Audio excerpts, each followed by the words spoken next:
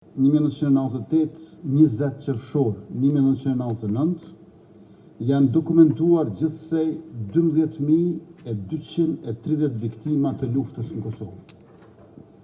Secili numër na flet për të dashurit tonë që na u vranë, familjet që u shkatruan dhe mungesën e mallin të cilën e ndjejmë edhe sot e kësaj dite. Veçanërisht e rëndë është pesha e krimeve të kryera ndaj fëmijëve. Raporti dokumenton se në grup moshën nga 0 deri në 17 vjeç janë 1047 fëmijë të vrarë, 94 kanë vdekur si pasojë e kushteve të luftës, ndërsa ende nuk dihet për fatin e vendodhjen e 100 fëmijëve të zhdukur me dhunë.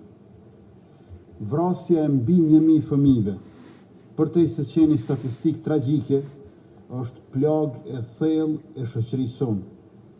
Është akuzë përhershme kundër barbarisë së luftës dhe detyrim për shtetin tonë që e vërteta të dokumentohet, drejtësia të kërkohet dhe kujtesa të ruhet.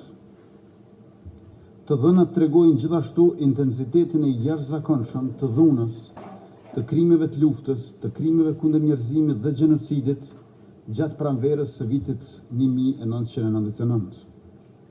Gjatë muajve mars dhe qershor të atij viti, u vranë 9.948 njerëz, që përbëjnë rreth 81.3% të gjitha viktimave të dokumentuara në këtë raport, e pra numri i gjithëmbarshëm i të cilëve është 12.230. Ky fakt flet vetë. Dëshmon për tmerrin që përjetoi popullsia civile gjatë fazës kulmore të luftës. Këto shifra, këta njerëz të dashur që na u vranë, na obligojnë që kujtesa të mbahet e gjallë dhe e fortë, kurse drejtësia të mbetet kërkesë e pandërprerë. Dje në fshatin Kalludër, në komunën e Zubin Potokut, kanë nisur gërmimet në një lokacion ku dyshohet që ekziston një varrezë masive. Në terren janë angazhuar ekipet e policisë Kosovës dhe të Institutit të Mjekësisë Ligjore me mbështetjen e EULEX-it. Ky fakt na kujton se për shumë familje lufta nuk ka përfunduar, përderisa ende nuk janë gjetur personat më të dashur të tyre. Për qindra familje pritja vazhdon. Për to çdo gërmim është shpresë. Çdo identifikim është një hap drejt së vërtetës e drejt drejtësisë. Derisa këto gërmime janë rezultati punës së institucioneve tona, mosbatimi nga Serbia i deklaratës së Brukselit për të zhdukurit me dhunë, e dakorduar me 2 maj 2023, përkatësisht refuzimi për të hapur arkivat e ushtrisë, është dëshmi se shteti fqinj vazhdon të ikë përgjegjësisë për krimet e kryera në vendin tonë gjatë luftës së fundit.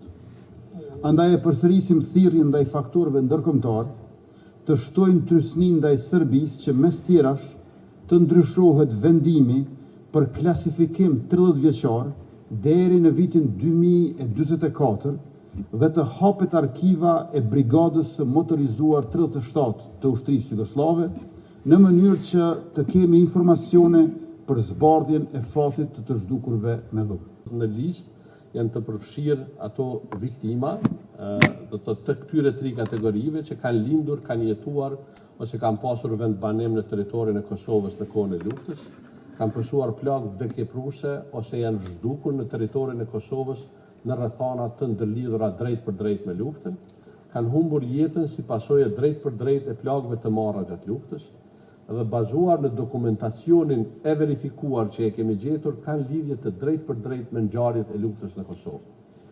Si rezultat, nga lista jonë, nëse e krahasojmë me listat e tjera që kanë ekzistuar më herët, mbi 267 raste që figurojnë në ato evidenca, nuk janë përfshirë në këtë raport, janë kryesisht persona të vrarë jashtë territorit të Kosovës ose raste pa lidhje të dokumentuar me luftën në Kosovë.